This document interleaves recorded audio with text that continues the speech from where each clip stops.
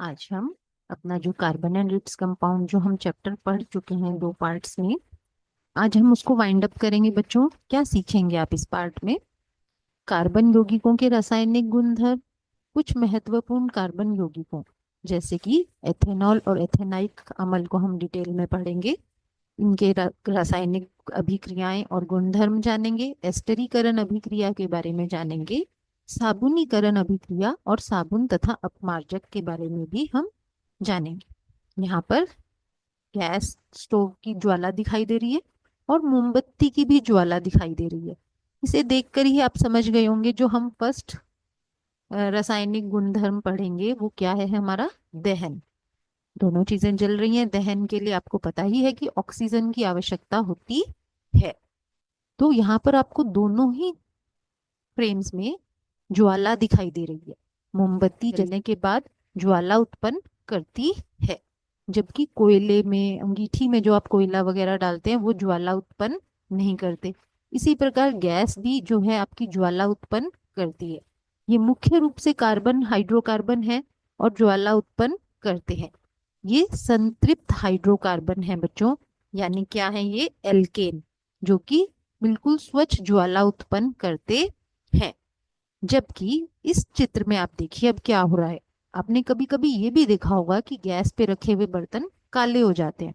Gas के जो stove होता है, बर्नर होता है, उसमें बहुत सारे छिद्र होते हैं बच्चों, जो कि ऑक्सीजन समृद्ध जो गैस है उसमें जब जलते हैं तो वो बिल्कुल स्वच्छ ज्वाला उत्पन्न करते हैं। जबकि जो हमारे असंतृप्त हाइड्रोकार्बन है वो स्वच्छ ज्वाला उत्पन्न नहीं करते। वो काला कर देंगे वस्तु को और पीली ज्वाला वो देते हैं। तो जब ये कभी अवरुद्ध हो जाते हैं, जब ऑक्सीजन कम हो, तो इस तरह से जो है ये जो जब जलते हैं तो ही बर्तन हमारे काले होते हैं और उस पे कार्बन जो है वो डिपॉजिट होने लगता है। तो पहला आप समझ ही गए हैं कि हम किसके बारे में बात कर रहे हैं, दहन के बारे में बात कर रहे हैं।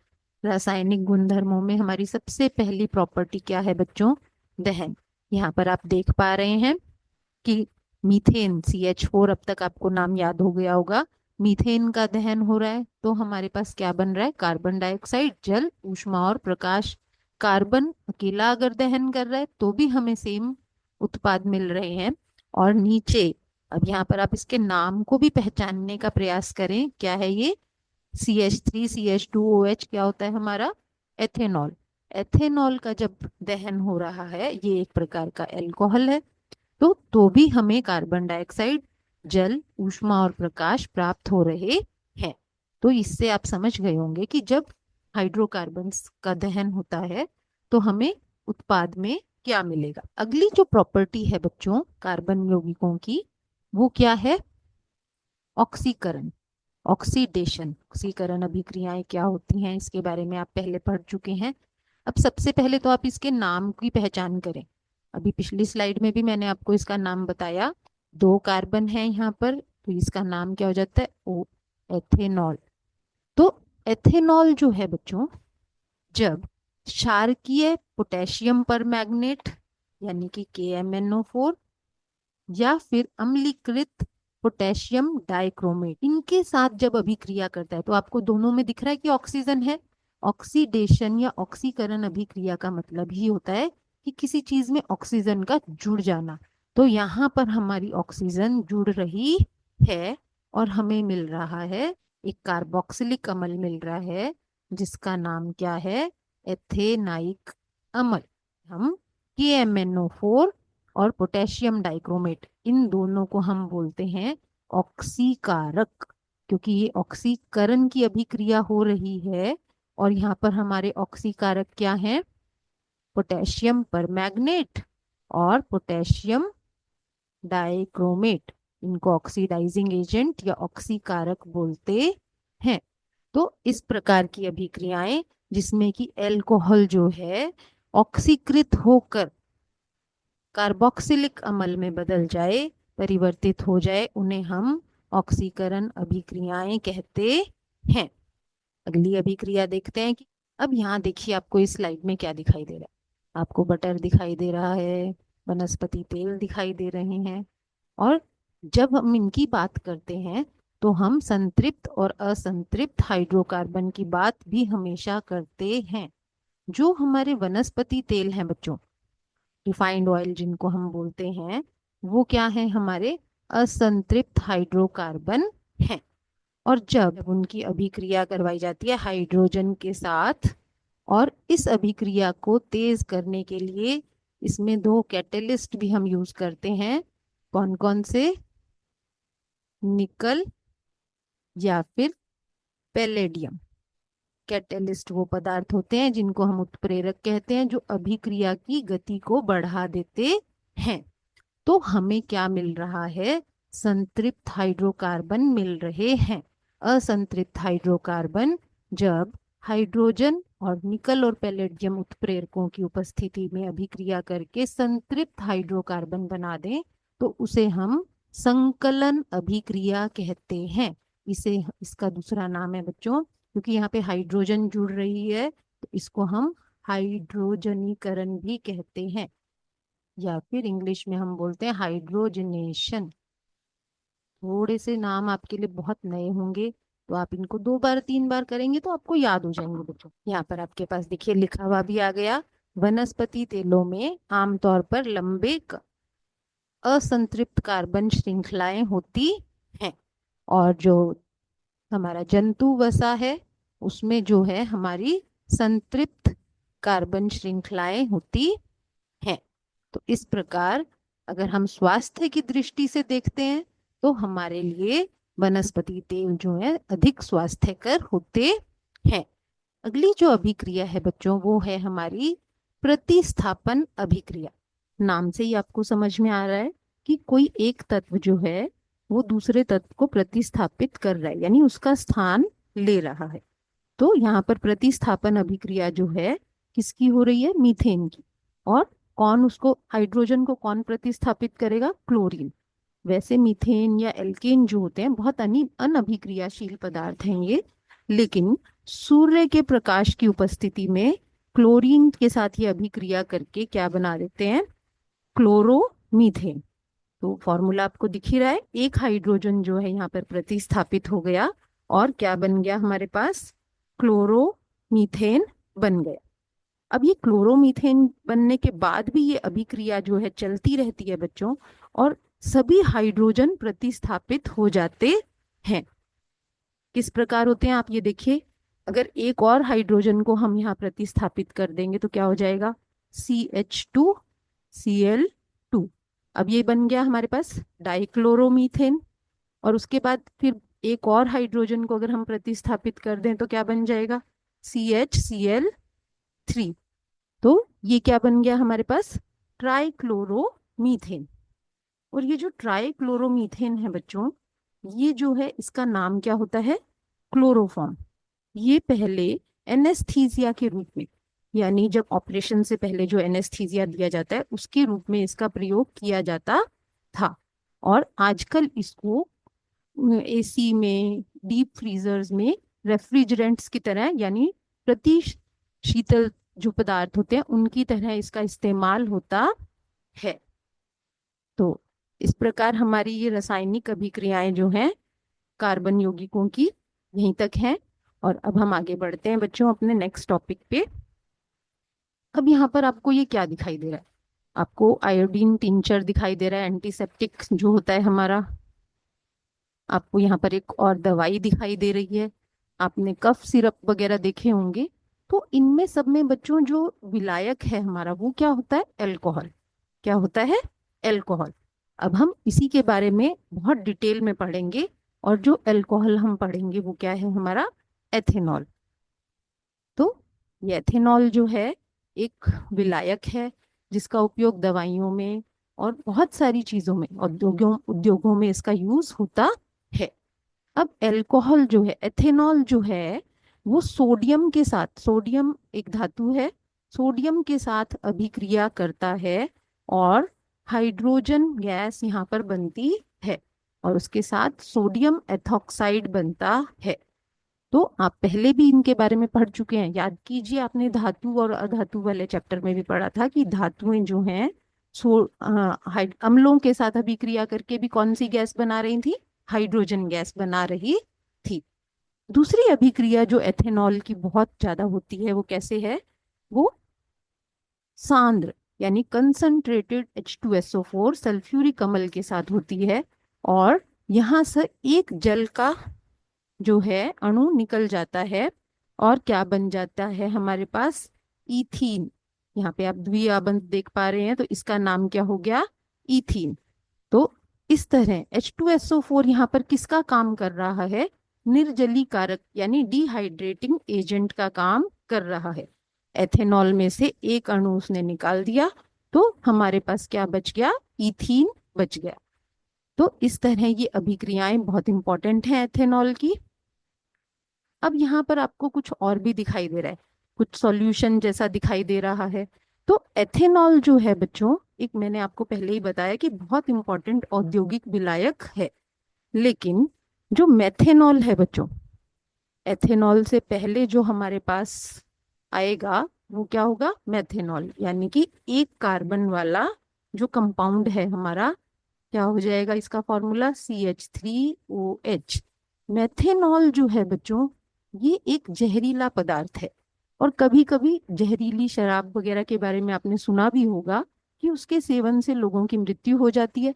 लेकिन एथेनॉल भी जो है वो भी थोड़ा सा अनकॉन्शियस कर देता है, नशा कर देता है। लेकिन उद्योगों में इसका बहुत ज्यादा उपयोग होता है। तो क्या करते हैं कि एथेनॉल में मेथेनॉल को मिला देते हैं, जिससे कि इसका गलत उपयोग को रोका जा सके। और इसमें नीला रंग भी मिला दिया जाता है जिससे इसकी पहचान की जा सके। तो इसलिए इसको क्या बोलते हैं हम, विकृत अल्कोहल बोलते हैं। अब यहाँ पर आपको दिखाई दे रहा है कि आपको गन्ने के कुछ टुकड़े दिखाई दे रहे हैं। तो इनका जो रस निकलता है किण्वन की प्रक्रिया से, जब इसको गुजारा जाता है तो ये एथेनॉल में परिवर्तित हो जाता है, C2H5OH। और इसका उपयोग जो होता है बच्चों, किसके लिए होता है, एक बहुत अच्छा ये ईंधन होता है। बहुत अच्छा गाड़ियों के लिए ईंधन, कई देशों में इसका उपयोग हो रहा है क्योंकि ये प्रदूषण नहीं करता। तो इस प्रकार आप देख रहे हैं कि एथेनॉल के बहुत सारे यूज भी हैं। नेक्स्ट आपके सामने आपको बहुत जाना पहचाना फिर से नाम दिखाई दे रहा है। सेकेंड पार्ट से आप इनको थोड़ा सा कनेक्ट कीजिए। ये कार्बोक्सिलिक अम्ल के आपको कुछ उदाहरण दिखाई दे रहा है। एथेनाइक अम्ल 2 कार्बन वाला यौगिक है ये भी। और ग्रुप इसमें कौन सा आ गया हमारा, COOH। ये दुर्बल अम्ल होते हैं, यहाँ पे आप देख पा रहे हैं COOH। तो इनके कई नाम हैं बच्चों। साधारण रूप से हम एथेनाइक अम्ल को एसिटिक अम्ल कहते हैं। लोअर क्लासेस में आप इसके बारे में पढ़ चुके हैं। सिरके में पाए जाने वाला अम्ल कौन सा है, एसिटिक अम्ल। और इसका जो दूसरा नाम है बच्चों, वो क्या होता है, ग्लेशियल एसिटिक एसिड। क्यों है ये इसका नाम, क्योंकि ये बहुत जल्दी बहुत कम तापमान पर जम जाता है, तो इसका नाम इसलिए ग्लेशियल एसिटिक एसिड भी है।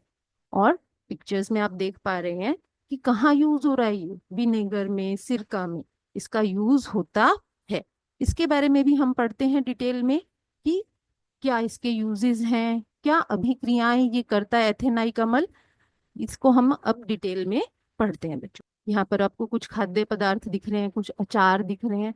तो सिरका जो है बच्चों, इसमें बहुत ज्यादा यूज होता है। जैसे आप देखें, अगर यहाँ पर आपको एक शब्द दिखाई दे रहा है, प्रिजर्वेटिव्स, प्रिजर्वेटिव दिखाई दे रहा है। और प्रिजर्वेटिव में बहुत ज्यादा मात्रा में हम जो है एसिटिक अम्ल का देखिए यहाँ पर यूज आपको दिखाई दे रहा है। मुख्य रूप से सिरका जो है फूड प्रिजर्वेटिव या खाद्य परिरक्षक होता है। इसकी रासायनिक अभिक्रियाएं हम देख लेते हैं बच्चों। एथेनाइक अम्ल जो है किसके साथ अभिक्रिया कर रहा है, पहचानने की कोशिश कीजिए। अब आप, एथेनाइक अम्ल एथेनॉल के साथ अभिक्रिया करके अम्ल की उपस्थिति में क्या बना देता है, एक नया पदार्थ बना देता है बच्चों। इसका नाम क्या है, एस्टर। यहाँ पर जल का एक अणु निकल रहा है, आपको दिखने में थोड़ा बड़ा सा कंपाउंड लग रहा होगा ये। यहाँ पर जल का एक अणु निकल जाता है। देखिए किस प्रकार निकलता है। यहाँ से अगर हम हाइड्रोजन ऑक्सीजन को रिमूव करें और यहाँ से एक और हाइड्रोजन को रिमूव कर देते हैं, तो आपके पास जो बचेगा, इनको सबको कंबाइन कर दीजिए। अब देखिए यहाँ से हमारे पास बचा CH3, CO। और अब इस साइड से हम दूसरी साइड से कंबाइन करना शुरू करेंगे इसको यहाँ से। तो आप देखिए क्या बनेगा हमारे पास, CH3,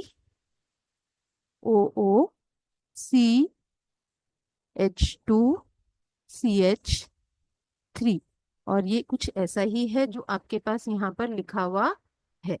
आप इसको टैली करेंगे तो सेम है ये, देखिए फिर से मैं आपको बता रही हूँ, याद करने का तरीका जो है, यहाँ से एक जल के अणु को हमने निकाल देना है। अम्ल की उपस्थिति में ये अभिक्रिया होती है और जो पदार्थ बनते हैं बच्चों उनका नाम है एस्टर। कार्बो कार्बोक्सिलिक समूह पढ़ चुके आप, अब ये एक नया नाम आ गया आपके सामने, एस्टर। तो यहाँ पर आप देखिए इसमें ये COO और फिर एक हाइड्रोकार्बन हमने चेन जो है थोड़ी सी जोड़ेंगे इसके साथ। तो इस तरह की अभिक्रियाओं में क्योंकि एस्टर बनते हैं बच्चों, इसलिए इस अभिक्रिया का नाम क्या है, एस्टरीकरण अभिक्रिया। और एस्टर कैसे पदार्थ होते हैं, इनकी गंध जो होती है बहुत मृदु होती है, मृदु माने बहुत स्वीट स्मेलिंग होते हैं, बहुत अच्छी खुशबू होती है, इसीलिए इनका उपयोग हम इत्र बनाने में करते हैं, परफ्यूम्स बनाने में करते हैं। और इनका उपयोग खाने पीने की चीजें जैसे केक वगैरह में जो वेनिला एसेंस वगैरह यूज होते हैं, वहां पे वेनिला एसेंस में भी क्या है, एस्टर का ही उपयोग है। और ये देखिए आपके सामने एक परफ्यूम आ गया, ऐसा लग रहा है कि बहुत अच्छी सी खुशबू आपके पास आ रही है।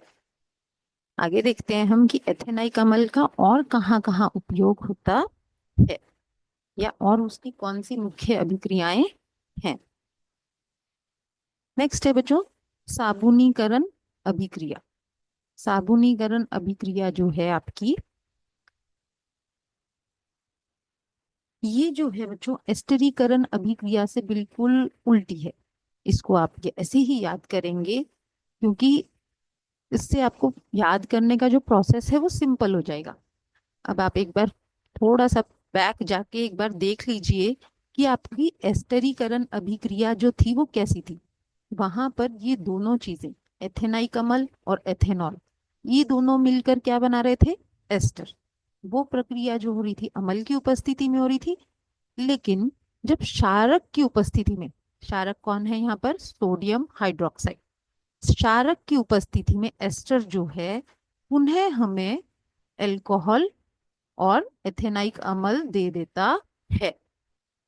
दोबारा से सुनिए इस डेफिनेशन को ध्यान से कि एस्टर जो है क्षारक की उपस्थिति में पुनः एथेनाइक अम्ल और अल्कोहल में टूट जाते हैं। और यहाँ पर जो एथेनाइक अम्ल है बच्चों, वो उस क्षारक से लगातार अभिक्रिया करता रहता है और हमारे पास क्या मिल जाता है, हमें CH3COONA मिलता है। यहाँ से हाइड्रोजन हट गया और इसका नाम है बच्चों सोडियम एसीटेट, सोडियम एसीटेट। और इसी प्रकार सोडियम कार्बोनेट के साथ भी जो है एथेनाइक अम्ल जो है अभिक्रिया करके हमें सोडियम एसीटेट देता है। इसी प्रकार सोडियम कार्बोनेट के साथ भी अभिक्रिया करता है और सोडियम बाइकार्बोनेट के साथ भी अभिक्रिया करके हमें सोडियम एसीटेट मिलता है। तो ये जो सोडियम एसीटेट है ना बच्चों, यही आपका साबुन है। और आप देख सकते हैं कि दोनों तीनों अभिक्रियाओं में आपको सेम ही प्रोडक्ट मिल रहा है। तो सोडियम एसीटेट, जबकि यहाँ पर देखिए, यहाँ पे क्योंकि सोडियम कार्बोनेट और बाइकार्बोनेट में हालांकि आपके पास कार्बन डाइऑक्साइड भी बन रही है, लेकिन जो मुख्य उत्पाद है हमारा वो यही है, सोडियम एसीटेट। और यही हमारा क्या है बच्चों, साबुन है। तो इस प्रकार साबुन बनने की इस प्रक्रिया को साबुनीकरण अभिक्रिया कहते हैं। अब साबुन एक बहुत इंपॉर्टेंट चीज है बच्चों, ये तो आप जानते ही हैं, लेकिन क्या कभी आपने सोचा है कि साबुन से चीजें साफ हो कैसे जाती हैं। दिन रात हम साबुन का यूज करते हैं, हर अलग अलग तरह के साबुन, नहाने का साबुन, कपड़े धोने का साबुन, हेयर वॉश के लिए आप शैम्पू यूज कर रहे हैं। आपने पढ़ा भी है अम्ल और क्षारक वाले लेसन में कि साबुन जो होता है एक क्षारकीय पदार्थ होता है। तो आपने कभी ये सोचा कि लेकिन साबुन सफाई की प्रक्रिया जो होती है उसको कैसे कर देता है। तो अब हम ये जानते हैं कि देखिए साबुन आपको दिख रहे हैं दो तरह के, ये जो है साबुन वनस्पति तेलों से बना हुआ है और ये एक तरह से आपका नया साबुन आ गया। ये इनको हम डिटर्जेंट्स की कैटेगरी में यानी अपमार्जक की श्रेणी में रखते हैं। इन दोनों साबुनों में क्या अंतर है, इनकी सफाई प्रक्रिया में क्या अंतर है? तो बच्चों इस प्रकार आप कह सकते हैं कि साबुन जो है लंबी कार्बन श्रृंखला वाले सोडियम और पोटेशियम के लवण होते हैं। हमने पढ़ा पिछली स्लाइड में ही अपना कि साबुन का हमारा फॉर्मूला क्या था, CH3COO तो इसमें देखिए एक भाग तो हमारा ये आयनिक भाग है और ये एक कार्बोक्सिलिक श्रृंखला है, इसमें कार्बन श्रृंखला है। तो जो इसमें आयनिक भाग होता है बच्चों, वो तो जल में घुलनशील होता है, और जो दूसरा हिस्सा है इसका वो तेल में। अब जितने भी चिकने पदार्थ होते हैं, मैल वगैरह आपने देखा होगा, वो कैसी होती है, चिकनी होती है बच्चों। तभी तो हम उसको जब साबुन से साफ करते हैं तो वो कपड़ा भी साफ हो जाता है और मैल निकल जाती है। तो मैल यहाँ से आप इसमें और अच्छे से समझ सकते हैं, जैसे यहाँ पे आपको दिखा रखा है कि यहाँ पर एक कपड़ा है, उस पे ऑयल का या तेल का दाग लगा हुआ है, और इस तरह से साबुन वहां पर अपनी सफाई की प्रक्रिया कर रहा है। तो दो सिरे इसमें देखिए आपको दिखाई दे रहे हैं। जल विरागी सिरा मतलब ऐसा सिरा जो जल से दूर जाए। तो ये हमारा कौन सा सिरा है, कार्बोक्सिलिक या कार्बन श्रृंखला वाला सिरा है, जो जल से दूर जाएगा। और जो दूसरा सिरा है हमारा वो कौन सा है, जल रागी, ये हमारा आयनिक सिरा है। तो जब कपड़े पर तेल या मैल कहीं पे भी लगा होता है, बर्तनों में किसी भी चीज में, तो क्या करता है कि जो तेल वाला हिस्सा है वहां पर हमारा जो कार्बनिक श्रृंखला वाला जो हिस्सा है वो चला जाता है, और एक ऐसी संरचना बना देता है जिसको हम बोलते हैं बच्चों क्या, मिसेल। एक मिसेल रूपी संरचना बना देता है उसको पूरी तरह से। और जब हम उसको रगड़ते हैं तो वो क्या होते हैं, वहां से चिकने पदार्थ जो हैं वो घुल पानी में घुल जाते हैं दूसरे सिरे में, और कपड़े जो है हमारे साफ हो जाते हैं। तो ये प्रक्रिया बनती है हमारे कपड़ों को साफ करने में। और आप देखते हैं कि इस प्रक्रिया में आपको झाग भी मिलता है। तो झाग जो है वो किस तरह का आपका वो है, मिश्रण का कौन सा भाग, कोलाइडल भाग होता है। ये भी आप 9th क्लास में कोलाइडल मिश्रण के बारे में पढ़ चुके हैं बच्चों पहले ही। लेकिन अब जो नेक्स्ट क्वेश्चन हमारा आता है कि साबुन आपने देखा होगा, जो लास्ट स्लाइड में मैंने आपको बताया कि ये साबुन है, ये डिटर्जेंट है। तो साबुन में क्या होता है बच्चों, कि साबुन जो होते हैं कभी कभी वो कठोर जल के साथ, अब जल जो होता है वो दो प्रकार का है हमारा, कठोर जल और मृदु जल। कठोर जल में जो होते हैं साबुन जो है उपस्थित, किसकी वजह से कठोर जल है, कैल्शियम और मैग्नीशियम के लवणों की वजह से जल जो होता है कठोर जल होता है, जिसको हम हार्ड वाटर कहते हैं। और साबुन वहां पर बहुत अच्छे से काम नहीं करता और अघुलनशील पदार्थ देता है। सफेद रंग का वहां पर पदार्थ आपको दिखाई देने लगता है कपड़ों पे, हर चीज पे, जिसको हम स्कम कहते हैं। और इसके ही इस समस्या से पार पाने के लिए हमने दूसरी चीज को ढूंढा, या तो वो क्या है, हमारे अपमार्जक। अपमार्जक जो होते हैं वो भी लंबी कार्बोक्सिलिक श्रृंखलाएं ही हैं साबुन की तरह, लेकिन किसकी, अमोनियम और सल्फोनेट लवण होते हैं उसमें। जो कठोर जल में उपस्थित जो कैल्शियम और मैग्नीशियम के लवण हैं, उनके साथ अभिक्रिया करके वो सफेद पदार्थ यानी अघुलनशील पदार्थ स्कम को नहीं बनाते।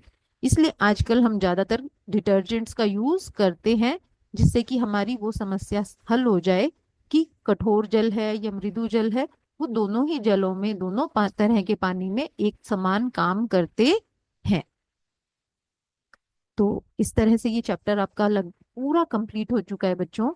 और इस पार्ट में जो हमने मेन पॉइंट सीखे आपके, वो क्या है, कार्बन यौगिकों के रासायनिक गुणधर्म हमने देखे, जिसमें कि मुख्य रूप से आपने किस किस के बारे में जाना, दहन, ऑक्सीकरण, संकलन अभिक्रिया और प्रतिस्थापन अभिक्रिया के बारे में आपने जाना। उसके बाद हमने एथेनाइक अम्ल और एथेनॉल दोनों के गुणधर्मों के बारे में जाना। हमने एस्टरीकरण अभिक्रिया और साबुनीकरण अभिक्रिया के बारे में भी जाना। तो ये आपके होमवर्क के क्वेश्चंस हैं कुछ, आप इनको जरूर अपनी कॉपी में अटेम्प्ट करें बच्चों, और अपने टीचर से चेक करवाएं। तो इस प्रकार आपके पास कुछ जो हमने सीखा उससे रिलेटेड कुछ प्रश्न है बच्चों। प्रश्न 1, प्रश्न 2 और प्रश्न 3। थैंक यू बच्चों, थैंक यू वेरी मच।